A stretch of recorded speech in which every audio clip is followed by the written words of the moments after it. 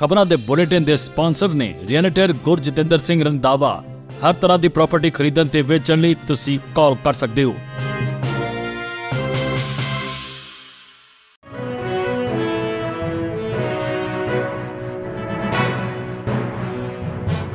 सत श्री अकाल, तुसीं वेख रहे हो पंजाब मेल USA TV। मैं हाँ संजीव यश खन्ना। खबरों के बुलेटिन दे विच स्वागत। पेश ने चोणवीआं खबरां। 2024 ਲਈ ਚੋਣਾਂ ਨੂੰ ਨਜ਼ਰअंदाज करो। व्हाइट हाउस ने कोई समा बर्बाद नहीं किया। अमेरिका FBI ने न्यूयॉर्क के मेयर के फोन iPad कीते जब्त। 2+2 डायलॉग, भारत ने अमरीका अगे चुक्या कनेडा विच खालिस्तानी सरगर्मियां का मुद्दा। कैनेडा एडमिंटन विच भारतीय मूल के सिख व्यक्ति अते उसके पुत्र की गोली मार के हत्या। इटली विच एक भयानक सड़क हादसे विच 3 पंजाबी नौजवानों की मौत। गाजा दा शीफा हस्पताल हनेरे विच डुबिया। गाजा दे हस्पताल कॉम्पलैक्स ते इजराइल वल्लों भारी बंबारी, अमरीका ने किया वड्डा दावा। गाजा नूं शब्दां दी नहीं सगों कार्रवाई की लोड़, ईरान के राष्ट्रपति ने दिती इजराइल नूं धमकी। हुण खबरां विस्तार दे विच।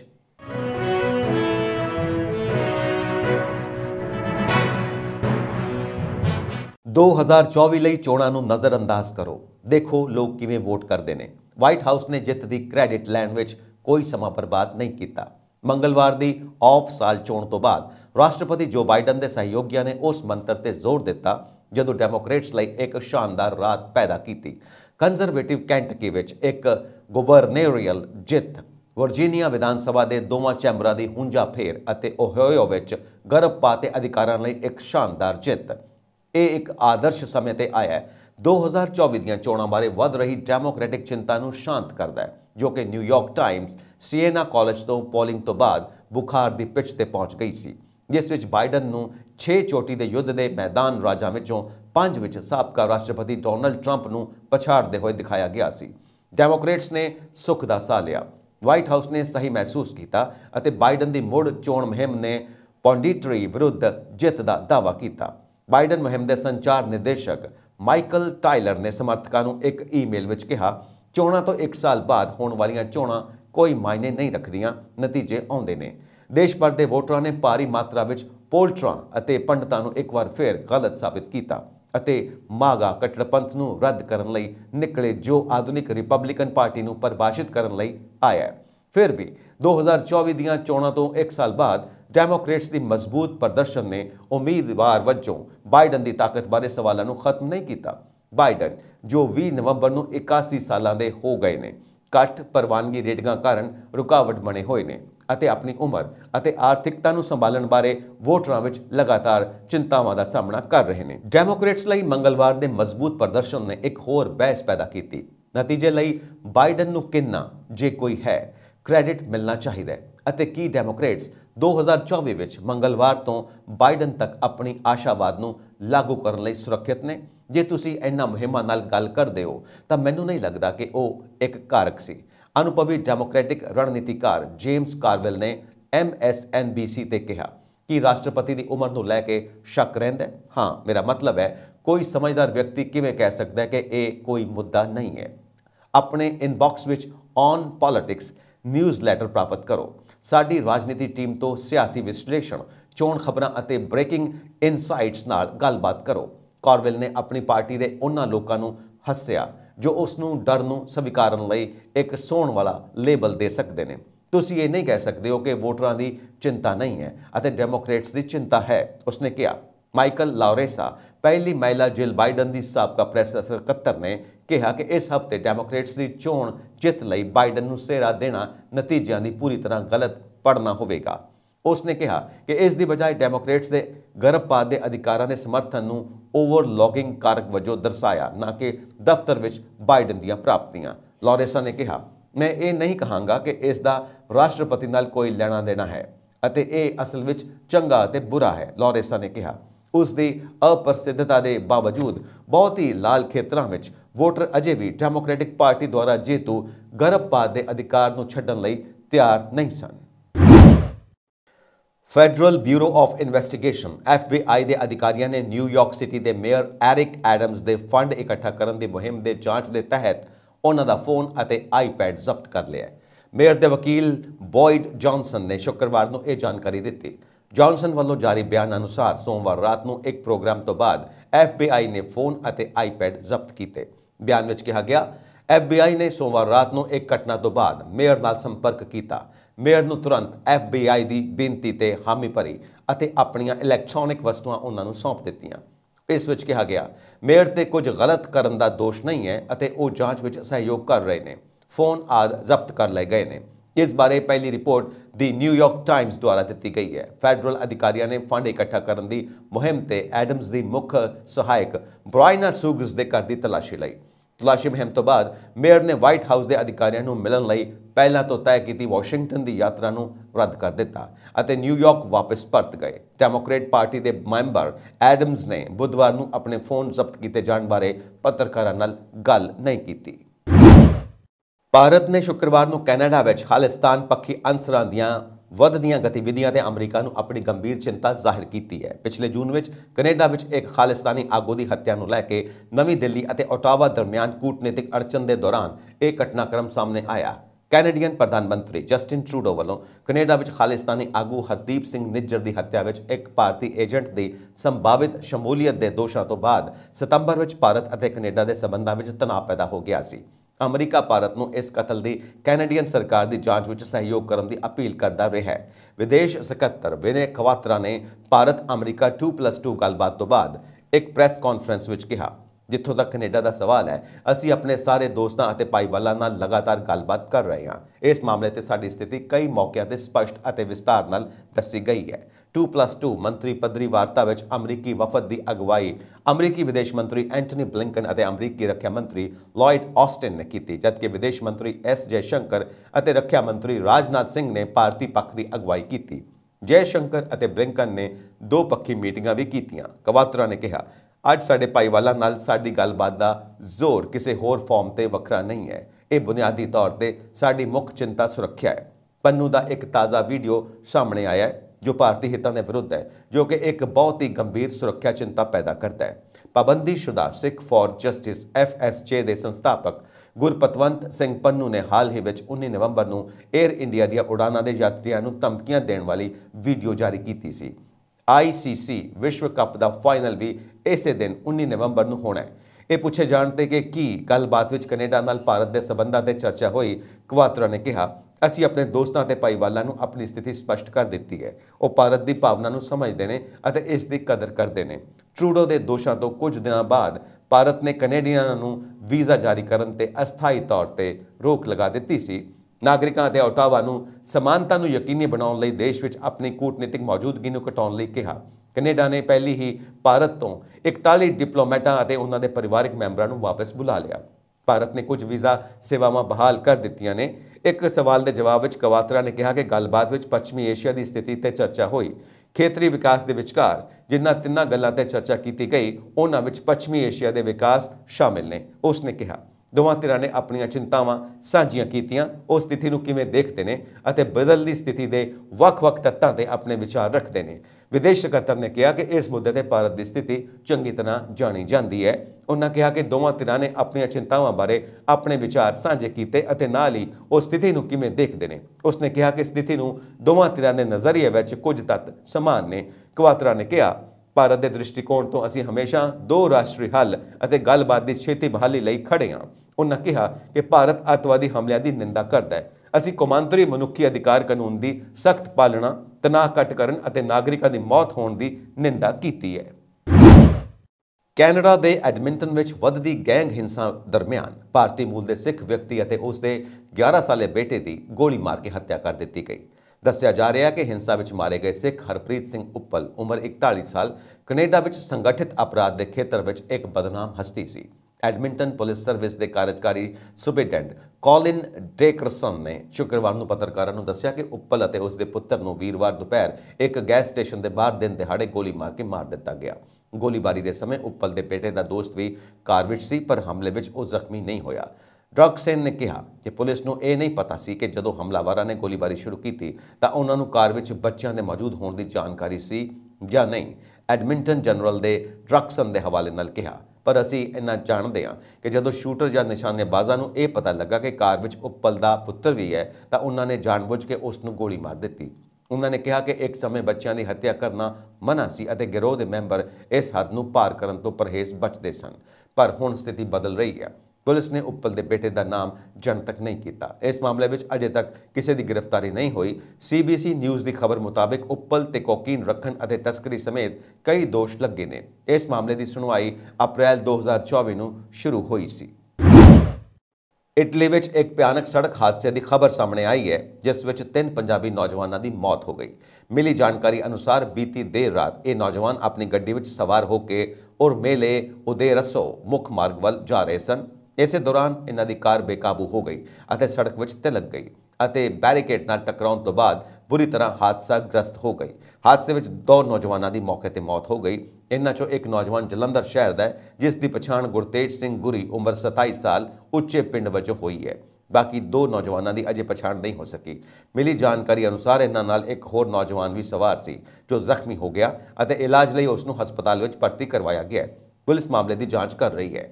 ਦੱਸਿਆ ਜਾ ਰਿਹਾ ਹੈ ਕਿ ਇਹ ਹਾਦਸਾ ਇਟਲੀ ਵਿੱਚ ਚੱਲ ਰਹੇ ਖਰਾਬ ਮੌਸਮ ਕਾਰਨ ਵਾਪਰਿਆ। ਪੁਲਿਸ ਟੀਮ ਮਾਮਲੇ ਦੀ ਬਰੀਕੀ ਨਾਲ ਜਾਂਚ ਕਰ ਰਹੀ ਹੈ। ਇਜ਼ਰਾਈਲੀ ਫੌਜ ਨੇ ਗਾਜ਼ਾ ਦੇ ਸਭ ਤੋਂ ਵੱਡੇ ਸ਼ਿਫਾ ਹਸਪਤਾਲ ਨੂੰ ਘੇਰ ਲਿਆ, ਜਿੱਥੇ ਡਾਕਟਰਾਂ ਮੁਤਾਬਕ ਆਖਰੀ ਜਨਰੇਟਰ ਬੰਦ ਹੋਣ ਮਗਰੋਂ ਇੱਕ ਬੱਚੇ ਸਣੇ 5 ਮਰੀਜ਼ਾਂ ਦੀ ਮੌਤ ਹੋ ਗਈ। ਇਜ਼ਰਾਈਲ ਮੁਤਾਬਕ ਸ਼ਿਫਾ ਹਸਪਤਾਲ ਹਮਾਸ ਦੀ ਮੁੱਖ ਕਮਾਂਡ ਚੌਂਕੀ ਹੈ ਅਤੇ ਅੱਤਵਾਦੀ ਆਮ ਨਾਗਰਿਕਾਂ ਨੂੰ ਮਨੁੱਖੀ ਢਾਲ ਵਜੋਂ ਵਰਤ ਰਹੇ ਨੇ। ਉਹਨਾਂ ਮੁਤਾਬਕ ਹਸਪਤਾਲ ਵਿੱਚ ਕਈ ਬੰਕਰ ਬਣੇ ਹੋਏ ਨੇ। ਪਿਛਲੇ ਕੁਝ ਦਿਨਾਂ ਤੋਂ ਇਜ਼ਰਾਈਲੀ ਫੌਜ ਅਤੇ ਹਮਾਸ ਵਿਚਕਾਰ ਹਸਪਤਾਲ ਨੇੜੇ ਆਮੋ ਸਾਹਮਣੇ ਦੀ ਜੰਗ ਹੋ ਰਹੀ ਸੀ। ਸ਼ਿਫਾ ਹਸਪਤਾਲ ਦੇ ਡਾਇਰੈਕਟਰ ਮੁਹੰਮਦ ਅਬੂ ਸੇਲਮੀਆ ਨੇ ਧਮਾਕਿਆਂ ਦੀ ਅਤੇ ਗੋਲੀਬਾਰੀ ਦੀ ਆਵਾਜ਼ ਦਰਮਿਆਨ ਫੋਨ ਤੇ ਦੱਸਿਆ, ਹਸਪਤਾਲ ਵਿੱਚ ਬਿਜਲੀ ਨਹੀਂ ਹੈ, ਮੈਡੀਕਲ ਉਪਕਰਨ ਬੰਦ ਹੋ ਗਏ ਨੇ, ਮਰੀਜ਼ ਖਾਸ ਕਰਕੇ ਇੰਟੈਂਸਿਵ ਕੇਅਰ ਵਿੱਚ ਦਾਖਲ ਮਰੀਜ਼ ਮਰਨ ਲੱਗ ਪਏ ਨੇ। ਉਹਨਾਂ ਕਿਹਾ ਕਿ ਇਜ਼ਰਾਈਲੀ ਫੌਜ ਹਸਪਤਾਲ ਦੇ ਅੰਦਰ ਅਤੇ ਬਾਹਰ ਹਰ ਕਿਸੇ ਨੂੰ ਨਿਸ਼ਾਨਾ ਬਣਾ ਰਹੀ ਹੈ। ਇਜ਼ਰਾਈਲੀ ਫੌਜ ਦੇ ਤਰਜਮਾਨ ਪੀਟਰ ਲੇਰਨਰ ਨੇ ਸਿਰਫ ਇੰਨਾ ਹੀ ਕਿਹਾ ਕਿ ਜਵਾਨ ਇਲਾਕੇ ਵਿੱਚ ਹਮਾਸ ਖਿਲਾਫ ਲੜ ਰਹੇ ਨੇ। ਉਹਨਾਂ ਕਿਹਾ ਕਿ ਫੌਜ ਆਮ ਨਾਗਰਿਕਾਂ ਨੂੰ ਨੁਕਸਾਨ ਤੋਂ ਰੋਕਣ ਦੇ ਉਪਰਾਲੇ ਕਰ ਰਹੀ ਹੈ। ਇਸ ਦੌਰਾਨ ਫੌਜ ਨੇ ਜ਼ਬਾਲੀਆ ਦੇ ਸ਼ਰਨਾਰਥੀ ਕੈਂਪ ਵਿੱਚ ਰਹਿ ਰਹੇ ਲੋਕਾਂ ਦੇ ਦੱਖਣ ਜਾਣ ਵਾਲੇ ਰਸਤੇ ਉਚੇਚੇ ਤੌਰ ਤੇ ਜੰਗ ਥੋੜੇ ਸਮੇਂ ਲਈ ਰੋਕੀ। ਪ੍ਰਧਾਨ ਮੰਤਰੀ ਬੈਂਜਾਮਿਨ ਨੇਤਨਯਾਹੂ ਨੇ ਕਿਹਾ ਕਿ ਆਮ ਲੋਕਾਂ ਨੂੰ ਕਿਸੇ ਤਰ੍ਹਾਂ ਦਾ ਨੁਕਸਾਨ ਪਹੁੰਚਣ ਦੀ ਜ਼ਿੰਮੇਵਾਰੀ ਹਮਾਸ ਦੀ ਹੈ। ਉਹਨਾਂ ਕਿਹਾ ਕਿ ਹਮਾਸ ਲੋਕਾਂ ਨੂੰ ਇਲਾਕਾ ਖਾਲੀ ਕਰਨ ਤੋਂ ਰੋਕ ਰਿਹਾ ਹੈ। ਜ਼ਿਕਰਯੋਗ ਹੈ ਕਿ ਸ਼ਿਫਾ ਹਸਪਤਾਲ ਵਿੱਚ ਹਜ਼ਾਰਾਂ ਲੋਕਾਂ ਨੇ ਪਨਾਹ ਲਈ ਹੋਈ ਹੈ। ਸਿਹਤ ਮੰਤਰਾਲੇ ਦੇ ਤਰਜਮਾਨ ਅਬਾਸ ਨੇ ਕਿਹਾ ਕਿ ਹਸਪਤਾਲ ਕੰਪਲੈਕਸ ਵਿੱਚ ਹੁਣ ਭੋਜਨ, ਪਾਣੀ ਅਤੇ ਬਿਜਲੀ ਦੀ ਥੁੜ ਹੋ ਗਈ ਹੈ। ਇਜ਼ਰਾਈਲ ਹਮਾਸ ਜੰਗ ਦੌਰਾਨ ਗਾਜ਼ਾ ਵਿੱਚ ਇਜ਼ਰਾਈਲੀ ਫੌਜ ਦੀ ਕਾਰਵਾਈ ਜਾਰੀ ਹੈ। ਮੀਡੀਆ ਰਿਪੋਰਟਾਂ ਮੁਤਾਬਕ ਵੀਰਵਾਰ ਰਾਤ ਇਜ਼ਰਾਈਲੀ ਫੌਜ IDF ਨੇ ਗਾਜ਼ਾ ਦੇ ਅਲ ਸ਼ਿਫਾ ਹਸਪਤਾਲ ਕੰਪਲੈਕਸ ਤੇ ਬੰਬਾਰੀ ਕੀਤੀ, ਜਿਸ ਕਾਰਨ ਕਈ ਲੋਕਾਂ ਦੇ ਜ਼ਖਮੀ ਹੋਣ ਦੀ ਖਬਰ ਹੈ। ਇਸ ਤੋਂ ਪਹਿਲਾਂ ਇਜ਼ਰਾਈਲੀ ਬਲਾਂ ਨੇ ਗਾਜ਼ਾ ਪੱਟੀ ਦੇ ਉੱਤਰ ਵਿੱਚ ਉਸ ਖੇਤਰ ਵਿੱਚ ਗੋਲੀਬਾਰੀ ਕੀਤੀ ਜਿੱਥੇ ਹਮਾਸ ਦੇ ਅੱਤਵਾਦੀ ਲੁਕੇ ਹੋਏ ਸਨ। ਦੋਵਾਂ ਧਿਰਾਂ ਨੇ ਇੱਕ ਦੂਜੇ ਨੂੰ ਭਾਰੀ ਨੁਕਸਾਨ ਪਹੁੰਚਾਉਣ ਦਾ ਦਾਅਵਾ ਕੀਤਾ ਹੈ। ਇਸ ਦੇ ਨਾਲ ਹੀ ਅਮਰੀਕਾ ਨੇ ਕਿਹਾ ਕਿ ਇਜ਼ਰਾਈਲ ਹਰ ਰੋਜ਼ 4 ਘੰਟੇ ਲਈ ਹਮਲੇ ਰੋਕਣ ਲਈ ਰਾਜ਼ੀ ਹੋ ਗਿਆ ਹੈ। ਇਸ ਦੌਰਾਨ ਸੰਯੁਕਤ ਰਾਸ਼ਟਰ ਦੇ ਮਨੁੱਖੀ ਅਧਿਕਾਰਾਂ ਦੇ ਮੁਖੀ ਨੇ ਜੰਗਬੰਦੀ ਦੀ ਮੰਗ ਕਰਦਿਆਂ ਕਿਹਾ ਕਿ ਦੋਵੇਂ ਧਿਰਾਂ ਨੂੰ 1 ਮਹੀਨੇ ਵਿੱਚ ਕਈ ਜੰਗੀ ਅਪਰਾਧ ਕੀਤੇ ਨੇ। ਹਮਾਸ ਸ਼ਾਸਿਤ ਖੇਤਰ ਦੇ ਉੱਤਰ ਵਿੱਚ ਅੱਤਵਾਦੀ ਗੜ ਗਾਜ਼ਾ ਸ਼ਹਿਰ ਦੇ ਨਿਵਾਸੀਆਂ ਨੇ ਕਿਹਾ ਕਿ ਸ਼ਹਿਰ ਨੂੰ ਇਜ਼ਰਾਈਲੀ ਟੈਂਕਾਂ ਨੇ ਘੇਰਿਆ ਹੋਇਆ ਹੈ। ਇਜ਼ਰਾਈਲੀ ਫੌਜ ਨੂੰ 2 ਹਸਪਤਾਲਾਂ ਨੇੜੇ ਜਾਂਦੇ ਦੇਖਿਆ ਗਿਆ, ਜਿੱਥੇ ਹਜ਼ਾਰਾਂ ਵਿਸਥਾਪਿਤ ਫਿਲਿਸਤੀਨੀ ਸ਼ਰਨ ਦੀ ਮੰਗ ਕਰ ਰਹੇ ਨੇ। ਉਹਨਾਂ ਨੇ ਇੱਥੇ ਬੁਨਿਆਦੀ ਸਪਲਾਈ ਬੰਦ ਕਰ ਦਿੱਤੀ ਹੈ, ਜਿਸ ਕਾਰਨ ਫਿਲਿਸਤੀਨੀ ਨਾਗਰਿਕਾਂ ਨੂੰ ਦਵਾਈਆਂ, ਭੋਜਨ ਅਤੇ ਪਾਣੀ ਵੀ ਨਹੀਂ ਮੁਹੱਈਆ ਹੋ ਰਿਹਾ। ਉਧਰ ਫਰਾਂਸ ਵਿੱਚ 80 ਦੇਸ਼ਾਂ ਅਤੇ ਸੰਗਠਨਾਂ ਨੇ ਗਾਜ਼ਾ ਵਿੱਚ ਮਨੁੱਖੀ ਸਹਾਇਤਾ ਦੇ ਤਾਲਮੇਲ ਦੇ ਤਰੀਕਿਆਂ ਬਾਰੇ ਇੱਕ ਮੀਟਿੰਗ ਕੀਤੀ। ਬੈਠਕ ਵਿੱਚ ਗਾਜ਼ਾ ਵਿੱਚ ਜ਼ਖਮੀਆਂ ਨੂੰ ਘੇਰਾਬੰਦੀ ਤੋਂ ਬਾਹਰ ਕੱਢਣ ਵਿੱਚ ਮਦਦ ਕਰਨ ਤੇ ਵੀ ਚਰਚਾ ਹੋਈ ਹੈ। ਇਜ਼ਰਾਈਲ ਅਤੇ ਹਮਾਸ ਵਿਚਾਲੇ ਚੱਲ ਰਹੀ ਜੰਗ ਦੇ ਵਿਚਕਾਰ ਈਰਾਨ ਦੇ ਰਾਸ਼ਟਰਪਤੀ ਇਬਰਾਹਿਮ ਰਾਈਸੀ ਚੱਲ ਰਹੇ ਯੁੱਧ ਤੇ ਇੱਕ ਸੰਮੇਲਨ ਵਿੱਚ ਹਿੱਸਾ ਲੈਣ ਲਈ ਸਾਊਦੀ ਅਰਬ ਪਹੁੰਚੇ ਨੇ। ਇਜ਼ਰਾਈਲ ਅਤੇ ਹਮਾਸ ਵਿਚਾਲੇ ਚੱਲ ਰਹੀ ਜੰਗ ਨੂੰ 1 ਮਹੀਨੇ ਤੋਂ ਵੱਧ ਸਮਾਂ ਹੋ ਗਿਆ ਹੈ। ਹਾਲਾਂਕਿ ਇਹ ਸੰਘਰਸ਼ ਅਜੇ ਵੀ ਰੁਕਣ ਦਾ ਨਾਂ ਨਹੀਂ ਲੈ ਰਿਹਾ। ਇਸ ਦੌਰਾਨ ਈਰਾਨ ਦੇ ਰਾਸ਼ਟਰਪਤੀ ਇਬਰਾਹਿਮ ਰਾਈਸੀ ਚੱਲ ਰਹੇ ਯੁੱਧ ਤੇ ਇੱਕ ਸੰਮੇਲਨ ਵਿੱਚ ਹਿੱਸਾ ਲੈਣ ਲਈ ਸਾਊਦੀ ਅਰਬ ਪਹੁੰਚੇ। ਤੁਹਾਨੂੰ ਦੱਸ ਦਈਏ ਕਿ 11 ਸਾਲਾਂ ਵਿੱਚ ਇਹ ਪਹਿਲੀ ਵਾਰ ਹੋਇਆ ਹੈ ਜਦੋਂ ਕਿਸੇ ਈਰਾਨੀ ਰਾਸ਼ਟਰਪਤੀ ਨੇ ਸਾਊਦੀ ਅਰਬ ਦਾ ਦੌਰਾ ਕੀਤਾ ਹੈ। ਰਾਈਸੀ ਨੇ ਸਾਊਦੀ ਅਰਬ ਵਿੱਚ ਰਾਜਧਾਨੀ ਰਿਆਦ ਵਿੱਚ ਅਰਬ ਅਤੇ ਇਸਲਾਮਿਕ ਦੇਸ਼ਾਂ ਦੇ ਸੰਮੇਲਨ ਲਈ ਰਵਾਨਾ ਹੋਣ ਤੋਂ ਪਹਿਲਾਂ ਤਹਿਰਾਨ ਹਵਾਈ ਅੱਡੇ ਤੇ ਕਿਹਾ, ਗਾਜ਼ਾ ਨੂੰ ਸ਼ਬਦਾਂ ਦੀ ਨਹੀਂ, ਕਾਰਵਾਈ ਦੀ ਲੋੜ ਹੈ। ਅੱਜ ਇਸਲਾਮੀ ਦੇਸ਼ਾਂ ਦੀ ਏਕਤਾ ਬਹੁਤ ਜ਼ਰੂਰੀ ਹੈ। ਰਾਈਸੀ ਨੇ ਕਿਹਾ ਸਾਊਦੀ ਅਰਬ ਵਿੱਚ ਹੋਣ ਵਾਲਾ ਸ਼ਿਖਰ ਸੰਮੇਲਨ ਯੁੱਧ ਫੈਲਾਉਣ ਵਾਲਿਆਂ ਨੂੰ ਸਖਤ ਸੰਦੇਸ਼ ਦੇਵੇਗਾ ਅਤੇ ਇਸ ਦਾ ਅਸਰ ਇਹ ਹੋਵੇਗਾ ਕਿ ਫਿਲਿਸਤੀਨ ਵਿੱਚ ਜੰਗ ਹੋਵੇਗੀ। ਰਾਈਸੀ ਨੇ ਤਹਿਰਾਨ ਹਵਾਈ ਅੱਡੇ ਤੇ ਕਿਹਾ ਅਮਰੀਕਾ ਦਾ ਕਹਿਣਾ ਹੈ ਕਿ ਉਹ ਯੁੱਧ ਦਾ ਵਿਸਤਾਰ ਨਹੀਂ ਚਾਹੁੰਦਾ ਅਤੇ ਉਸ ਨੇ ਈਰਾਨ ਅਤੇ ਕਈ ਦੇਸ਼ਾਂ ਨੂੰ ਅਜਿਹੇ ਸੰਦੇਸ਼ ਭੇਜੇ ਨੇ, ਪਰ ਇਹ ਬਿਆਨ ਅਮਰੀਕਾ ਦੀਆਂ ਕਾਰਵਾਈਆਂ ਦੇ ਅਨੁਕੂਲ ਨਹੀਂ ਹਨ। ਈਰਾਨੀ ਰਾਸ਼ਟਰਪਤੀ ਨੇ ਅੱਗੇ ਕਿਹਾ ਗਾਜ਼ਾ ਵਿੱਚ ਯੁੱਧ ਮਸ਼ੀਨ ਅਮਰੀਕਾ ਦੇ ਹੱਥਾਂ ਵਿੱਚ ਹੈ ਜੋ ਗਾਜ਼ਾ ਵਿੱਚ ਜੰਗਬੰਦੀ ਨੂੰ ਰੋਕ ਰਿਹਾ ਹੈ ਅਤੇ ਜੰਗ ਨੂੰ ਵਧਾ ਰਿਹਾ ਹੈ। ਦੁਨੀਆ ਨੂੰ ਅਮਰੀਕਾ ਦਾ ਅਸਲੀ ਚਿਹਰਾ ਦੇਖਣਾ ਚਾਹੀਦਾ ਹੈ। ਜ਼ਿਕਰਯੋਗ ਹੈ ਕਿ ਇਸ ਸਾਲ ਮਾਰਚ ਵਿੱਚ ਸਾਊਦੀ ਅਰਬ ਅਤੇ ਈਰਾਨ ਨੇ 7 ਸਾਲਾਂ ਬਾਅਦ ਕੂਟਨੀਤਿਕ ਸਬੰਧਾਂ ਦੀ ਬਹਾਲੀ ਦੇ ਨਾਲ ਟੁੱਟੇ ਰਿਸ਼ਤਿਆਂ ਨੂੰ ਆਮ ਬਣਾਉਣ ਤੇ ਸਹਿਮਤੀ ਜਤਾਈ ਹੈ। ਚੀਨ ਦੀ ਵਿਚੋਲਗੀ ਵਿੱਚ ਦੋਵਾਂ ਦੇਸ਼ਾਂ ਵਿਚਾਲੇ ਇੱਕ ਸਮਝੌਤੇ ਦਾ ਐਲਾਨ ਕੀਤਾ ਗਿਆ ਸੀ ਜਿਸ ਨੂੰ ਸ਼ਾਂਤੀ ਸਮਝੌਤੇ ਵਜੋਂ ਜਾਣਿਆ ਜਾਂਦਾ ਹੈ। ਦੱਸ ਦਈਏ ਕਿ ਸਾਊਦੀ ਅਰਬ ਵਿੱਚ ਹੋਣ ਵਾਲੇ ਇਸ ਸੰਮੇਲਨ ਦਾ ਆਯੋਜਨ ਇਸਲਾਮਿਕ ਸਹਿਯੋਗ ਸੰਗਠਨ ਯਾਨੀ OIC ਦੁਆਰਾ ਕੀਤਾ ਜਾ ਰਿਹਾ ਹੈ। ਇਸ ਸੰਗਠਨ ਦਾ ਮੁੱਖ ਦਫ਼ਤਰ ਸਾਊਦੀ ਸ਼ਹਿਰ ਜ਼ੇਦਾ ਵਿੱਚ ਹੈ ਅਤੇ ਇਸ ਵਿੱਚ 57 ਮੁਸਲਿਮ ਦੇਸ਼ ਸ਼ਾਮਿਲ ਨੇ।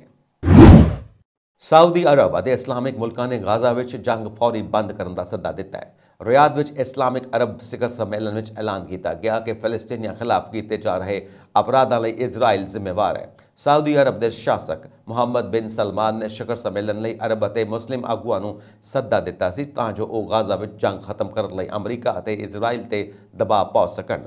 ਮੀਟਿੰਗ ਵਿੱਚ ਈਰਾਨ ਦੇ ਰਾਸ਼ਟਰਪਤੀ ਇਬਰਾਹਿਮ ਰਾਈਸੀ, ਤੁਰਕੀ ਦੇ ਰਾਸ਼ਟਰਪਤੀ ਤਾਇਪ ਅਰਦੋਗਾਂ, ਕਤਰ ਦੇ ਅਮੀਰ ਸ਼ੇਖ ਤਮੀਮ ਬਿਨ ਅਹਮਦ ਅਲ ਥਾਨੀ ਅਤੇ ਸੀਰੀਆ ਦੇ ਰਾਸ਼ਟਰਪਤੀ ਬਸ਼ਰ ਅਲ ਅਸਦ ਹਾਜ਼ਰ ਸਨ। ਸਾਊਦੀ ਅਰਬ ਦੇ ਸ਼ਹਿਜ਼ਾਦੇ ਮੁਹੰਮਦ ਨੇ ਕਿਹਾ ਅਸੀਂ ਫਲਸਤੀਨ ਵਿੱਚ ਆਪਣੇ ਭਰਾਵਾਂ ਖਿਲਾਫ ਵਹਿਸ਼ਿਆਨਾ ਜੰਗ ਨੂੰ ਸਿਰੇ ਤੋਂ ਖਾਰਜ ਕਰਦੇ ਹਾਂ, ਇਸ ਦੀ ਨਖੇਦੀ ਕਰਦੇ ਹਾਂ। ਅਸੀਂ ਮਾਨਵੀ ਤਰਾਸਦੀ ਦਾ ਸਾਹਮਣਾ ਕਰ ਰਹੇ ਹਾਂ ਜਿਸ ਨੇ ਸੁਰੱਖਿਆ ਪਰਿਸ਼ਦ ਅਤੇ ਕੌਮਾਂਤਰੀ ਭਾਈਚਾਰੇ ਦੀ ਨਾਕਾਮੀ ਸਾਬਿਤ ਕਰ ਦਿੱਤੀ ਹੈ ਜੋ ਇਜ਼ਰਾਈਲ ਵੱਲੋਂ ਕੀਤੇ ਜਾ ਰਹੇ ਕੌਮਾਂਤਰੀ ਕਾਨੂੰਨਾਂ ਦੀ ਉਲੰਘਣਾ ਤੇ ਰੋਕ ਲਾਉਣ ਵਿੱਚ ਨਾਕਾਮ ਰਹੇ ਨੇ। ਫਿਲਿਸਤੀਨੀ ਰਾਸ਼ਟਰਪਤੀ ਮਹਿਮੂਦ ਅੱਬਾਸ ਨੇ ਕਿਹਾ ਕਿ ਫਿਲਿਸਤੀਨੀ ਨਸਲਕੁਸ਼ੀ ਦਾ ਸਾਹਮਣਾ ਕਰ ਰਹੇ ਨੇ। ਉਹਨਾਂ ਅਮਰੀਕਾ ਨੂੰ ਕਿਹਾ ਕਿ ਉਹ ਇਜ਼ਰਾਈਲ ਦੇ ਹਮਲਾਵਰ ਰੁਖ ਤੇ ਲਗਾਮ ਕੱਸੇ। ਰਾਈਸੀ ਨੇ ਇਜ਼ਰਾਈਲ ਖਿਲਾਫ ਜੰਗ ਲਈ ਹਮਾਸ ਦੀ ਸ਼ਲਾਘਾ ਕੀਤੀ ਅਤੇ ਉਹਨਾਂ ਇਸਲਾਮਿਕ ਮੁਲਕਾਂ ਨੂੰ ਕਿਹਾ ਕਿ ਉਹ ਇਜ਼ਰਾਈਲ ਤੇ ਤੇਲ ਅਤੇ ਹੋਰ ਵਸਤਾਂ ਭੇਜਣ ਤੇ ਪਾਬੰਦੀ ਲਾਉਣ।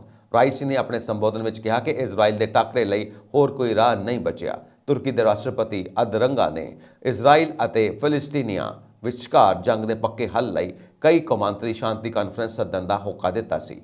ਉਹਨਾਂ ਕਿਹਾ ਕਿ ਗਾਜ਼ਾ ਵਿੱਚ ਕੁਝ ਘੰਟਿਆਂ ਦੀ ਬਜਾਏ ਪੱਕੇ ਤੌਰ ਤੇ ਜੰਗਬੰਦੀ ਹੋਣੀ ਚਾਹੀਦੀ ਹੈ। ਕਤਰ ਦੇ ਅਮੀਰ ਨੇ ਕਿਹਾ ਕਿ ਉਹਨਾਂ ਦਾ ਮੁਲਕ ਇਜ਼ਰਾਈਲੀ ਬੰਦਕਾਂ ਦੀ ਫੌਰੀ ਰਿਹਾਈ ਲਈ ਵਿਚੋਲਗੀ ਕਰਨ ਲਈ ਤਿਆਰ ਹੈ ਤਾਂ ਜੋ ਕਿਸੇ ਨਤੀਜੇ ਤੇ ਪਹੁੰਚਿਆ ਜਾ ਸਕੇ। ਅਰਬ ਵਿਦੇਸ਼ੀ ਮੰਤਰੀ ਕੁਝ ਮੁੱਦਿਆਂ ਤੇ ਵੰਡੇ ਗਏ ਨੇ ਕਿਉਂਕਿ ਅਲਜੀਰੀਆ ਦੀ ਅਗਵਾਈ ਹੇਠ ਕੁਝ ਮੁਲਕਾਂ ਨੇ ਇਜ਼ਰਾਈਲ ਨਾਲੋਂ ਸਾਰੇ ਕੂਟਨੀਤਿਕ ਸੰਬੰਧ ਤੋੜਨ ਦੀ ਵਕਾਲਤ ਕੀਤੀ ਹੈ। ਇਸੇ ਦੌਰਾਨ ਉੱਚ ਅਧਿਕਾਰੀਆਂ ਤੋਂ ਪ੍ਰਾਪਤ ਜਾਣਕਾਰੀ ਅਨੁਸਾਰ ਇਸ ਜੰਗ ਦੌਰਾਨ ਹੁਣ ਤੱਕ ਮਰਨ ਵਾਲਿਆਂ ਦੀ ਗਿਣਤੀ 11,000 ਤੋਂ ਟੱਪ ਚੁੱਕੀ ਹੈ। ਗਾਜ਼ਾ ਸ਼ਹਿਰ ਵਿੱਚ ਹਜ਼ਾਰਾਂ ਲੋਕ ਸੁਰੱਖਿਅਤ ਥਾਂ ਦੀ ਭਾਲ ਵਿੱਚ ਨੇ। ਵਿਦੇਸ਼ ਮੰਤਰੀ ਐਸ ਜੈਸ਼ੰਕਰ ਨੇ ਸ਼ਨੀਵਾਰ ਨੂੰ ਬ੍ਰਿਟੇਨ ਦੀ ਆਪਣੀ 5 ਦਿਨਾਂ ਯਾਤਰਾ ਦੀ ਸ਼ੁਰੂਆਤ ਕੀਤੀ ਜਿਸ ਦਾ ਮਕਸਦ ਦੋ ਪੱਕੀ ਸਬੰਧਾਂ ਦੀ ਵੱਖ-ਵੱਖ ਪਹਿਲੂਆਂ ਦੀ ਸਮੀਖਿਆ ਕਰਨਾ ਹੈ।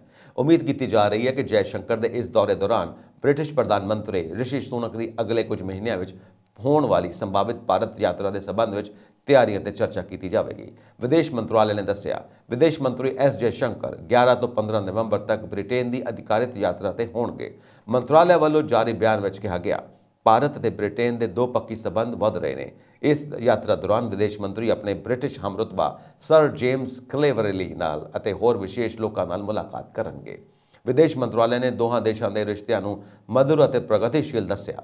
ਭਾਰਤ ਬ੍ਰਿਟੇਨ ਵਿਆਪਕ ਰਣਨੀਤਿਕ ਸਾਂਝੇਦਾਰੀ ਦੀ ਸ਼ੁਰੂਆਤ 2021 ਵਿੱਚ ਕੀਤੀ ਗਈ ਹੈ ਅਤੇ ਇਸ ਦੇ ਅਧੀਨ ਭਾਰਤ ਬ੍ਰਿਟੇਨ ਕਾਰਜ ਯੋਜਨਾ 2030 ਤੇ ਦਸਤਖਤ ਕੀਤਾ ਗਿਆ ਸੀ ਜਿਸ ਦਾ ਮਕਸਦ ਕਈ ਖੇਤਰਾਂ ਵਿੱਚ ਸਬੰਧਾਂ ਦਾ ਵਿਸਤਾਰ ਕਰਨਾ ਹੈ। ਵਿਦੇਸ਼ ਮੰਤਰਾਲੇ ਨੇ ਕਿਹਾ ਕਾਰਜ ਯੋਜਨਾ ਵਿੱਚ ਇਹ ਇੱਕ ਅਜਿਹੀ ਸਾਂਝੇਦਾਰੀ ਦੇ ਪ੍ਰਤੀ ਵਚਨਬੱਧਤਾ ਜਤਾਈ ਗਈ ਹੈ ਜੋ ਦੋਹਾਂ ਦੇਸ਼ਾਂ ਲਈ ਫਾਇਦੇਮੰਦ ਸਾਬਿਤ ਹੋਵੇਗੀ।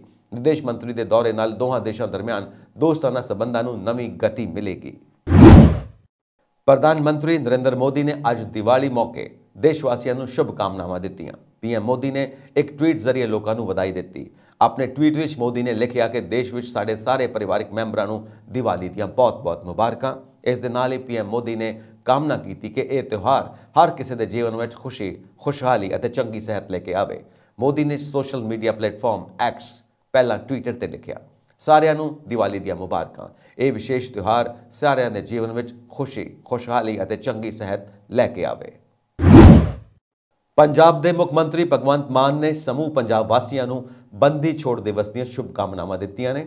ਇਸ ਸੰਬੰਧੀ ਆਪਣੇ ਇੱਕ ਟਵੀਟ ਵਿੱਚ ਮੁੱਖ ਮੰਤਰੀ ਮਾਨ ਨੇ ਲਿਖਿਆ ਕਿ 6ਵੇਂ ਪਾਤਸ਼ਾਹ ਸਾਹਿਬ ਸ਼੍ਰੀ ਗੁਰੂ ਹਰਗੋਬਿੰਦ ਸਾਹਿਬ ਜੀ ਦੀਆਂ ਬੰਦੀ ਛੋੜ ਦਿਵਸ ਦੀਆਂ ਸ਼ੁਭਕਾਮਨਾਵਾਂ। ਸੱਚ ਦੀ ਆਵਾਜ਼ ਬਣੇ, ਜ਼ੁਲਮ ਦੇ ਸਤਾਏ ਰਾਜਿਆਂ ਦੀ ਮਦਦ ਲਈ ਅੱਗੇ ਆਏ ਮਹਾਨ ਦਿਨ ਨੂੰ ਸਿੱਖ ਇਤਿਹਾਸ ਨੇ ਬੰਦੀ ਛੋੜ ਨਾਮ ਦੇ ਨਾਂ ਦੇ ਉੱਤੇ ਪੁਕਾਰਿਆ। ਸਮੂਹ ਪੰਜਾਬ ਵਾਸੀਆਂ ਨੂੰ ਬੰਦੀ ਛੋੜ ਦਿਵਸ ਦੀਆਂ ਬਹੁਤ-ਬਹੁਤ ਵਧਾਈਆਂ। ਹਿੰਦ ਪ੍ਰਸ਼ਾਂਤ ਖੇਤਰ ਵਿੱਚ ਸਪਲਾਈ ਚੇਨ ਲਈ ਭਾਰਤ ਚੀਨ ਦਾ ਬਦਲ ਬਣ ਸਕਦਾ ਹੈ। ਇਸ ਦਿਸ਼ਾ ਵਿੱਚ 13 ਤੋਂ 16 ਨਵੰਬਰ ਨੂੰ ਅਮਰੀਕਾ ਵਿੱਚ ਹੋਣ ਵਾਲੀ Indo Pacific economic framework IPEF ਦੀ ਮੀਟਿੰਗ ਵਿੱਚ ਅਹਿਮ ਚਰਚਾ ਹੋਵੇਗੀ। ਵਣਜ ਤੇ ਸਨਅਤਾਂ ਬਾਰੇ ਮੰਤਰੀ ਪਿਊਸ਼ ਗੋਇਲ IPEF ਦੀ ਮੀਟਿੰਗ ਵਿੱਚ ਹਿੱਸਾ ਲੈਣਗੇ। ਹਿੰਦ ਪ੍ਰਸ਼ਾਂਤ ਖੇਤਰ ਵਿੱਚ ਵਪਾਰ ਵਧਾਉਣ, ਸਪਲਾਈ ਚੇਨ ਮਜ਼ਬੂਤ ਕਰਨ, ਸਵੱਛ ਅਰਥਚਾਰਾ ਬਣਾਉਣ ਦੇ ਨਾਲ ਹੀ ਨਿਰਪੱਖ ਤੌਰ ਤੇ ਕਾਰੋਬਾਰ ਕਰਨ ਦੇ ਮੰਤਵ ਨਾਲ ਵਰ੍ਹਾ 2022 ਦੇ ਮਈ ਵਿੱਚ IPEF ਦਾ ਗਠਨ ਕੀਤਾ ਗਿਆ ਸੀ। IPEF ਵਿੱਚ ਭਾਰਤ, ਅਮਰੀਕਾ, ਜਾਪਾਨ, ਆਸਟ੍ਰੇਲੀਆ, ਉੱਤਰੀ ਕੋਰੀਆ ਸਮੇਤ 14 ਮੁਲਕ ਸ਼ਾਮਿਲ ਨੇ ਤੇ ਆਲਮੀ GDP ਵਿੱਚ 40% ਹਿੱਸੇਦਾਰੀ IPEF ਦੇਸ਼ਾਂ ਦੀ ਹੈ। ਚੀਨ IPEF ਦਾ ਹਿੱਸਾ ਨਹੀਂ ਹੈ। IPEF ਨਾਲ ਜੁੜੇ ਮੁਲਕ ਹਿੰਦ ਪ੍ਰਸ਼ਾਂਤ ਵਿੱਚ ਚੀਨ ਦੀ ਵੱਧਦੀ ਅਜਾਰੇਦਾਰੀ ਰੋਕਣ ਦੇ ਨਾਲ ਹੀ ਇਸ ਖੇਤਰ ਦੀ ਸਪਲਾਈ ਚੇਨ ਲਈ ਚੀਨ ਦੇ ਬਦਲ ਨੂੰ ਤਿਆਰ ਕਰਨਾ ਚਾਹੁੰਦੇ ਨੇ। ਸਪਲਾਈ ਚੇਨ ਲਈ ਚੀਨ ਤੋਂ ਨਿਰਭਰਤਾ ਖਤਮ ਹੋਣ ਤੇ ਹਿੰਦ ਪ੍ਰਸ਼ਾਂਤ ਖੇਤਰ ਦੇ ਦੇਸ਼ ਚੀਨ ਦੇ ਰਵੱਈਏ ਦਾ ਵਿਰੋਧ ਕਰਨਗੇ। ਦੂਜੇ ਪਾਸੇ ਭਾਰਤ ਹਿੰਦ ਪ੍ਰਸ਼ਾਂਤ ਖੇਤਰ ਨਾਲ ਜੁੜੇ ਸਾਰੇ ਮੁਲਕਾਂ ਦੇ ਮਿਲੇ-ਜੁਲੇ ਵਿਕਾਸ ਲਈ ਪ੍ਰਤੀਬੱਧ ਹੈ।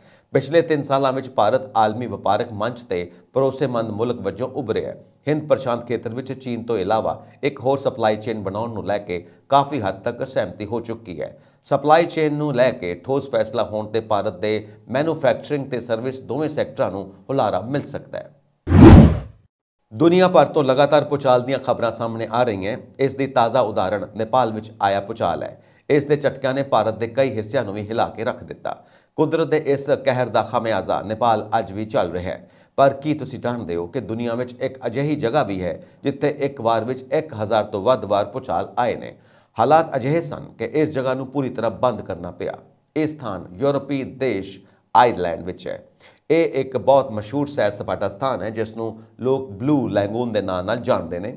ਇੱਥੇ ਬਹੁਤ ਭੀੜ ਰਹਿੰਦੀ ਹੈ ਪਰ ਫਿਲਹਾਲ ਇਹ 16 ਨਵੰਬਰ ਤੱਕ ਸੈਲਾਨੀਆਂ ਲਈ ਬੰਦ ਹੈ। ਇਸ ਦੇ ਪਿੱਛੇ ਦਾ ਕਾਰਨ ਆਈਸਲੈਂਡ ਦੇ ਮੌਸਮ ਵਿਭਾਗ ਦੀ ਰਿਪੋਰਟ ਹੈ, ਜਿਸ ਦੇ ਮੁਤਾਬਿਕ ਪਿਛਲੇ 24 ਘੰਟਿਆਂ ਵਿੱਚ ਰੇਕਨਜ਼ੇਨ ਪ੍ਰਾਇਦੀਪ ਖੇਤਰ ਵਿੱਚ 1400 ਦੇ ਕਰੀਬ ਭੂਚਾਲ ਦੇ ਝਟਕੇ ਦਰਜ ਕੀਤੇ ਗਏ ਨੇ, ਜਿਸ ਤਹਿਤ 7 ਭੂਚਾਲ ਆਏ ਜਿਨ੍ਹਾਂ ਦੀ ਤੀਬਰਤਾ ਰਿਐਕਟਰ ਪੈਮਾਨੇ ਤੇ 4 ਜਾਂ ਇਸ ਤੋਂ ਵੱਧ ਸੀ। ਜਿੱਥੇ ਭੂਚਾਲ ਆ ਰਹੇ ਨੇ ਉੱਥੇ ਹੀ ਬਲੂ ਲੈਗੂਨ ਵੀ ਹੈ। ਇਸੇ ਕਾਰਨ ਇਸ ਸਥਾਨ ਨੂੰ ਸੈਲਾਨੀਆਂ ਲਈ ਬੰਦ ਕਰ ਦਿੱਤਾ ਗਿਆ। ਬਲੂ ਲੈਗੂਨ ਦਾ ਪੁਲ, ਸਪਾ, ਹੋਟਲ ਅਤੇ ਰੈਸਟੋਰੈਂਟ 9 ਨਵੰਬਰ ਨੂੰ ਬੰਦ ਕਰ ਦਿੱਤੇ ਗਏ ਨੇ ਅਤੇ ਇਹ 16 ਨਵੰਬਰ ਨੂੰ ਸਵੇਰੇ 7 ਵਜੇ ਦੁਬਾਰਾ ਖੋਲ੍ਹਣ ਲਈ ਨਿਰਧਾਰਿਤ ਕੀਤੇ ਗਏ ਨੇ। ਇੱਕ ਬਿਆਨ ਅਨੁਸਾਰ ਇਹ ਸਾਵਧਾਨੀ ਉਪਾਅ ਕਰਨ ਦਾ ਮੁੱਖ ਕਾਰਨ ਸਥਾਨਕ ਵਿਅਕਤੀਆਂ ਦੀ ਸੁਰੱਖਿਅਤ ਅਤੇ ਤੰਦਰੁਸਤੀ ਲਈ ਅਟੁੱਟ ਵਚਨਬੱਧਤਾ ਹੈ। ਜਾਣਕਾਰੀ ਲਈ ਤੁਹਾਨੂੰ ਦੱਸ ਦਈਏ ਕਿ ਬਲੂ ਲੈਗੂਨ ਰੇਕਨਜ਼ੇਨ ਪ੍ਰਾਇਦੀਪ ਵਿੱਚ ਹੈ। ਇਹ ਸਥਾਨ ਰਾਜਧਾਨੀ ਤੋਂ 50 ਮਿੰਟ ਦੀ ਦੂਰੀ ਤੇ ਹੈ। ਨੈਸ਼ਨਲ ਜਿਓਗ੍ਰਾਫਿਕ ਦੁਆਰਾ ਇਸ ਨੂੰ ਵਿਸ਼ਵ ਦੇ 25 ਆਧੁਨਿਕ ਅਜੂਬਿਆਂ ਵਿੱਚੋਂ ਇੱਕ ਘੋਸ਼ਿਤ ਕੀਤਾ ਗਿਆ ਹੈ। ਇਹ ਮਨੁੱਖ ਦੁਆਰਾ ਬਣਾਇਆ ਗਿਆ ਦੁਨੀਆ ਦਾ ਸਭ ਤੋਂ ਵੱਡਾ ਭੂ-ਥਰਮਲ ਖਣਿਜ ਬਾਤ ਹੈ, ਜਿੱਥੇ ਜਿਓਥਰਮਲ ਪੁਲ ਮੌਜੂਦ ਨੇ ਜੋ ਦੁਨੀਆ ਦੇ ਸੈਲਾਨੀਆਂ ਨੂੰ ਆਕਰਸ਼ਿਤ ਕਰਦੇ ਨੇ। ਬਲੂ ਲੈਗੂਨ ਦਾ ਰੰਗ ਬਿਲਕੁਲ ਨੀਲਾ ਹੈ। ਇੱਥੇ ਹਰ ਕੋਨੇ ਤੋਂ ਲੋਕ ਨਹਾਉਣ ਲਈ ਆਉਂਦੇ ਨੇ। ਇਟਲੀ ਦੇ ਲਾਜ਼ੀਓ ਖੇਤਰ ਵਿੱਚ ਇੱਕ ਪ੍ਰਵਾਸੀ ਰਿਸੈਪਸ਼ਨ ਕੇਂਦਰ ਵਿੱਚ ਧਮਾਕੇ ਅਤੇ ਉਸ ਤੋਂ ਬਾਅਦ ਇਮਾਰਤ ਦੇ ਢਹਿ ਜਾਣ ਕਾਰਨ ਘੱਟੋ-ਘੱਟ 31 ਲੋਕ ਜ਼ਖਮੀ ਹੋ ਗਏ। ਇਟਲੀ ਦੇ ਮੀਡੀਆ ਨੇ ਸ਼ਨੀਵਾਰ ਨੂੰ ਇਹ ਜਾਣਕਾਰੀ ਦਿੱਤੀ। ਕਥਿਤ ਗੈਸ ਲੀਕ ਸ਼ੁੱਕਰਵਾਰ ਦੇਰ ਰਾਤ ਹੋਈ। ਐਡਨ ਕ੍ਰੋਨਸ ਸਮਾਚਾਰ ਏਜੰਸੀ ਨੇ ਦੱਸਿਆ ਕਿ ਸਾਰੇ ਜ਼ਖਮੀਆਂ ਨੂੰ ਨੇੜਲੇ ਹਸਪਤਾਲਾਂ ਵਿੱਚ ਲਿਜਾਇਆ ਗਿਆ ਹੈ, ਜਿਨ੍ਹਾਂ ਚੋਂ 4 ਦੀ ਹਾਲਤ ਗੰਭੀਰ ਹੈ। ਪ੍ਰਵਾਸੀ ਸਵਾਗਤ ਕੇਂਦਰ ਦੀ ਮੇਜ਼ਬਾਨੀ ਕਰਨ ਵਾਲੇ ਸੈਨ ਲੋਰੈਂਜ਼ ਨਿਓਵੋ ਸ਼ਹਿਰ ਦੇ ਮੇਅਰ ਮੈਸੀਮੋ ਬੋਬੇਨੀ ਨੇ ਐਡਨ ਕ੍ਰੋਨਸ ਨੂੰ ਦੱਸਿਆ ਕਿ ਸੰਭਵ ਤੌਰ ਤੇ ਗੈਸ ਲੀਕ ਹੋਣ ਕਾਰਨ ਇੱਥੇ ਇੱਕ ਧਮਾਕਾ ਹੋਇਆ ਸੀ। ਜੋ ਕੁਝ ਵੀ ਹੋਇਆ ਇਸ ਦਾ ਸਹੀ ਕਾਰਨ ਜਾਂਚ ਤੋਂ ਬਾਅਦ ਪਤਾ ਲੱਗੇਗਾ। ਸਮਾਚਾਰ ਏਜੰਸੀ ਦੀ ਰਿਪੋਰਟ ਮੁਤਾਬਿਕ ਮੁੱਢਲੀ ਜਾਣਕਾਰੀ ਮੁਤਾਬਿਕ ਧਮਾਕੇ ਦੇ ਸਮੇਂ ਨਾਬਾਲਗਾਂ ਸਮੇਤ ਕਰੀਬ 3 ਲੋਕ ਇਮਾਰਤ ਦੇ ਅੰਦਰ ਸਨ, ਪਰ ਮੌਕੇ ਤੇ ਕੰਮ ਕਰ ਰਹੇ ਫਾਈਟਰਾਂ ਨੇ ਮਲਬੇ ਹੇਠਾਂ ਲੋਕਾਂ ਦੀ ਮੌਜੂਦਗੀ ਤੋਂ ਇਨਕਾਰ ਕੀਤਾ ਹੈ। 5 ਰਾਜਾਂ ਦੀਆਂ ਵਿਧਾਨ ਸਭਾ ਚੋਣਾਂ ਦੇ ਮੱਦੇਨਜ਼ਰ ਸੰਯੁਕਤ ਕਿਸਾਨ ਮੋਰਚਾ ਨੇ ਕਾਰਪੋਰੇਟ ਨੂੰ ਬਚਾਓ, ਭਾਜਪਾ ਨੂੰ ਸਦਾ ਦਿਓ, ਦੇਸ਼ ਬਚਾਓ ਦੇ ਨਾਅਰੇ ਨਾਲ ਪ੍ਰਚਾਰ ਕਰਨ ਦਾ ਫੈਸਲਾ ਕੀਤਾ। ਇਸ ਫੈਸਲੇ ਅਨੁਸਾਰ ਮੋਰਚੇ ਦੀ ਲੀਡਰਸ਼ਿਪ ਨੇ 8 ਨਵੰਬਰ ਨੂੰ ਮੱਧ ਪ੍ਰਦੇਸ਼ ਦੇ ਮੋਰੈਨਾ ਜ਼ਿਲ੍ਹੇ ਦੇ ਦਿਮਨੀ ਹਲਕੇ ਵਿੱਚ ਚੋਣ ਪ੍ਰਚਾਰ ਵਿੱਚ ਹਿੱਸਾ ਲਿਆ। ਅਤੇ ਕਿਸਾਨਾਂ ਅਤੇ ਲੋਕਾਂ ਨੂੰ ਭਾਜਪਾ ਉਮੀਦਵਾਰ ਅਤੇ ਕੇਂਦਰੀ ਖੇਤੀਬਾੜੀ ਮੰਤਰੀ ਨਰਿੰਦਰ ਸਿੰਘ ਤੋਮਰ ਦੀ ਹਾਰ ਯਕੀਨੀ ਬਣਾਉਣ ਦੀ ਅਪੀਲ ਕੀਤੀ, ਜੋ ਕਿਸਾਨ ਵਿਰੋਧੀ ਕਾਨੂੰਨ ਬਣਾਉਣ ਅਤੇ 380 ਦਿਨਾਂ ਲੰਬੇ ਇਤਿਹਾਸਿਕ ਕਿਸਾਨ ਸੰਘਰਸ਼ ਦੌਰਾਨ ਲਖੀਮਪੁਰ ਖੀਰੀ ਦੇ ਸ਼ਹੀਦਾਂ ਸਣੇ 725 ਕਿਸਾਨਾਂ ਦੀ ਸ਼ਹਾਦਤ ਲਈ ਕਥਿਤ ਤੌਰ ਤੇ ਜ਼ਿੰਮੇਦਾਰ ਹੈ। ਮੋਰਚੇ ਨੇ ਕਿਹਾ ਕਿ ਰਾਜਸਥਾਨ ਦੇ ਇੱਕ ਜ਼ਿਲ੍ਹੇ ਵਿੱਚ ਮੋਰਚੇ ਦੀਆਂ 3 ਸਾਥੀ ਜਥੇਬੰਦੀਆਂ ਨੇ ਇੱਕ ਸਿਆਸੀ ਪਾਰਟੀ ਦੇ ਇੱਕ ਖਾਸ ਉਮੀਦਵਾਰ ਨੂੰ ਹਮਾਇਤ ਦੇਣ ਲਈ ਸਾਂਝਾ ਪ੍ਰੈਸ ਬਿਆਨ ਜਾਰੀ ਕੀਤਾ ਹੈ। ਇਸ ਦੇ ਮੱਦੇਨਜ਼ਰ ਮੋਰਚੇ ਨੇ ਚੋਣਾਂ ਨਾ ਲੜਨ ਜਾਂ ਕਿਸੇ ਵਿਸ਼ੇਸ਼ ਉਮੀਦਵਾਰ ਜਾਂ ਕਿਸੇ ਸਿਆਸੀ ਪਾਰਟੀ ਦਾ ਸਮਰਥਨ ਨਾ ਕਰਨ ਦੇ ਆਪਣੇ ਸਟੈਂਡ ਨੂੰ ਦੁਹਰਾਇਆ ਹੈ। ਮੋਰਚੇ ਵੱਲੋਂ ਕਿਹਾ ਗਿਆ ਕਿ ਮੋਰਚੇ ਦੀਆਂ ਸਾਰੀਆਂ ਸਹਿਯੋਗੀ ਸੰਸਥਾਵਾਂ ਅਤੇ ਵਿਅਕਤੀ ਆਪਣੇ ਪਸੰਦ ਦੇ ਕਿਸੇ ਵੀ ਉਮੀਦਵਾਰ ਜਾਂ ਰਾਜਨੀਤਿਕ ਪਾਰਟੀ ਲਈ ਪ੍ਰਚਾਰ ਕਰਨ, ਸਮਰਥਨ ਕਰਨ ਜਾਂ ਵੋਟ ਪਾਉਣ ਲਈ ਸੁਤੰਤਰ ਨੇ। ਉਨ੍ਹਾਂ ਸਪਸ਼ਟ ਕੀਤਾ ਕਿ ਸੰਯੁਕਤ ਕਿਸਾਨ ਮੋਰਚੇ ਨੂੰ ਕਿਸਾਨਾਂ ਅਤੇ ਖੇਤ ਮਜ਼ਦੂਰਾਂ ਲਈ ਭਾਰਤ ਦੇ ਸਭ ਤੋਂ ਵੱਡੇ ਪਲੇਟਫਾਰਮ ਵਜੋਂ ਚੋਣ ਪ੍ਰਚਾਰ ਲਈ ਨਹੀਂ ਵਰਤਿਆ ਜਾਵੇਗਾ। ਉੱਤਰੀ ਭਾਰਤ ਦੇ ਕਈ ਸੂਬੇ ਖਾਸ ਕਰ ਪੰਜਾਬ, ਹਰਿਆਣਾ ਅਤੇ ਦਿੱਲੀ ਹਵਾ ਪ੍ਰਦੂਸ਼ਣ ਦੀ ਮਾਰ ਹੇਠ ਨੇ। ਅਜਿਹੇ ਵਿੱਚ ਦੀਵਾਲੀ ਦਾ ਤਿਉਹਾਰ ਮਨਾਉਣ ਸਮੇਂ ਪਟਾਕਿਆਂ ਤੋਂ ਉੱਠਦੇ ਧੂਏ ਨੂੰ ਲੈ ਕੇ ਵੀ ਕਈ ਲੋਕ ਚਿੰਤਿਤ ਨੇ। ਇੱਕ ਪਾਸੇ ਕਈਆਂ ਦੀ ਧਾਰਨਾ ਹੈ ਕਿ ਪਟਾਕਿਆਂ ਤੋਂ ਬਿਨਾਂ ਦੀਵਾਲੀ ਦਾ ਤਿਉਹਾਰ ਅਧੂਰਾ ਰਹਿ ਜਾਵੇਗਾ, ਤਾਂ ਦੂਜੇ ਪਾਸੇ ਕੁਝ ਲੋਕ ਵਾਤਾਵਰਣ ਨੂੰ ਲੈ ਕੇ ਫਿਕਰਮੰਦੀ ਦੇ ਕਾਰਨ ਪਟਾਕਿਆਂ ਤੋਂ ਕਿਨਾਰਾ ਕਰਨ ਦੀ ਸਲਾਹ ਦਿੰਦੇ ਨੇ। ਅਜਿਹੇ ਵਿੱਚ ਘੱਟ ਧੂਆਂ ਕਰਨ ਵਾਲੇ ਅਤੇ ਵਾਤਾਵਰਣ ਨੂੰ ਘੱਟ ਨੁਕਸਾਨ ਪਹੁੰਚਾਉਣ ਵਾਲੇ ਗ੍ਰੀਨ ਪਟਾਕੇ ਮੁਸ਼ਕਿਲਾਂ ਨੂੰ ਕੁਝ ਹੱਦ ਤੱਕ ਹੱਲ ਕਰਨ ਵਿੱਚ ਸਹਾਈ ਹੋ ਸਕਦੇ ਨੇ। ਦਰਅਸਲ ਗ੍ਰੀਨ ਪਟਾਕੇ National Environmental Engineering Research Institute NEERI ਦੀ ਖੋਜ ਹੈ, ਜੋ ਕਿ ਰਿਵਾਇਤੀ ਪਟਾਕੇ ਵਾਂਗ ਹੀ ਨੇ, ਪਰ ਇਹਨਾਂ ਨੂੰ ਸਾੜਨ ਨਾਲ ਘੱਟ ਪ੍ਰਦੂਸ਼ਣ ਹੁੰਦਾ ਹੈ। ਨੀਰੀ ਇੱਕ ਸਰਕਾਰੀ ਸੰਸਥਾ ਹੈ ਜੋ ਵਿਗਿਆਨਿਕ ਅਤੇ ਉਦਯੋਗਿਕ ਖੋਜ ਪਰਿਸ਼ਦ CSIR ਦੇ ਅਧੀਨ ਕੰਮ ਕਰਦੀ ਹੈ। ਨੀਰੀ ਨੇ ਜਨਵਰੀ 2018 ਵਿੱਚ ਗ੍ਰੀਨ ਪਟਾਕਿਆਂ ਦੇ ਖੋਜ ਸ਼ੁਰੂ ਕੀਤੀ ਸੀ, ਜਿਸ ਦੇ ਨਤੀਜੇ ਵਜੋਂ ਇਹ ਪਟਾਕੇ ਦੇਸ਼ ਵਿੱਚ ਕਈ ਥਾਈਂ ਉਪਲਬਧ ਨੇ। ਖਬਰ ਏਜੰਸੀ PTI ਅਨੁਸਾਰ ਪੰਜਾਬ ਸਰਕਾਰ ਨੇ ਇਸ ਵਾਰ ਦੀ ਦੀਵਾਲੀ, ਗੁਰਪੁਰਬ, ਨਵੇਂ ਸਾਲ ਤੇ ਕ੍ਰਿਸਮਸ ਮੌਕੇ ਕੇਵਲ ਗ੍ਰੀਨ ਪਟਾਕਿਆਂ ਦੀ ਵਰਤੋਂ ਦੀ ਇਜਾਜ਼ਤ ਦਿੱਤੀ ਹੈ। ਉਹਨਾਂ ਦੀ ਵਰਤੋਂ ਲਈ ਵੀ ਇੱਕ ਸੀਮਿਤ ਵਕਤ ਦਿੱਤਾ ਗਿਆ ਹੈ। ਇਸ ਦੇ ਨਾਲ ਹੀ ਪਟਾਕਿਆਂ ਦੀ ਕਿਸੇ ਵੀ ਤਰੀਕ ਦੀ ਆਨਲਾਈਨ ਵਿਕਰੀ ਉੱਤੇ ਰੋਕ ਲਾਈ ਗਈ ਹੈ। ਦੀਵਾਲੀ ਮੌਕੇ ਗ੍ਰੀਨ ਪਟਾਕਿਆਂ ਦੇ ਇਸਤੇਮਾਲ ਦਾ ਵਕਤ ਰਾਤ 8 ਵਜੇ ਤੋਂ 10 ਵਜੇ ਤੱਕ ਰੱਖਿਆ ਗਿਆ ਹੈ। ਗ੍ਰੀਨ ਪਟਾਕੇ ਦਿੱਖ, ਬਲਣ ਅਤੇ ਆਵਾਜ਼ ਵਿੱਚ ਆਮ ਪਟਾਕਿਆਂ ਵਰਗੇ ਹੀ ਹੁੰਦੇ ਨੇ, ਪਰ ਇਹ ਘੱਟ ਪ੍ਰਦੂਸ਼ਣ ਪੈਦਾ ਕਰਦੇ ਨੇ। ਸਧਾਰਨ ਪਟਾਕਿਆਂ ਦੇ ਮੁਕਾਬਲੇ ਇਹ ਸਾੜਨ ਤੇ 40 ਤੋਂ 50% ਘੱਟ ਹਾਨੀਕਾਰਕ ਗੈਸ ਪੈਦਾ ਕਰਦੇ ਨੇ। ਨੀਰੀ ਦੀ ਮੁੱਖ ਵਿਗਿਆਨੀ ਡਾਕਟਰ ਸਾਧਨਾ ਰਿਓਲ ਨੇ 2018 ਵਿੱਚ BBC ਨੂੰ ਇਹਨਾਂ ਪਟਾਕਿਆਂ ਬਾਰੇ ਜਾਣਕਾਰੀ ਦਿੰਦਿਆਂ ਕਿਹਾ ਸੀ, ਅਜਿਹਾ ਨਹੀਂ ਹੈ ਕਿ ਇਸ ਨਾਲ ਪ੍ਰਦੂਸ਼ਣ ਬਿਲਕੁਲ ਵੀ ਨਹੀਂ ਹੋਵੇਗਾ, ਪਰ ਹਾਂ, ਇਹ ਘੱਟ ਹੋਵੇਗਾ ਅਤੇ ਇਹ ਪਟਾਕੇ ਵਾਤਾਵਰਣ ਲਈ ਘੱਟ ਹਾਨੀਕਾਰਕ ਹੋਣਗੇ। ਡਾਕਟਰ ਸਾਧਨਾ ਦਾ ਕਹਿਣਾ ਹੈ ਕਿ ਆਮ ਪਟਾਕਿਆਂ ਨੂੰ ਸਾੜਨ ਨਾਲ ਵੱਡੀ ਮਾਤਰਾ ਵਿੱਚ ਨਾਈਟ੍ਰੋਜਨ ਅਤੇ ਸਲਫਰ ਗੈਸ ਨਿਕਲਦੀ ਹੈ। ਗ੍ਰੀਨ ਪਟਾਕਿਆਂ ਦੀ ਖੋਜ ਦਾ ਮਕਸਦ ਵੀ ਇਹੀ ਹੈ ਕਿ ਜਦੋਂ ਪਟਾਕੇ ਸਾੜੇ ਜਾਣ ਤਾਂ ਉਹਨਾਂ ਵਿੱਚੋਂ ਘੱਟ ਨਾਈਟ੍ਰੋਜਨ ਅਤੇ ਸਲਫਰ ਗੈਸ ਨਿਕਲੇ।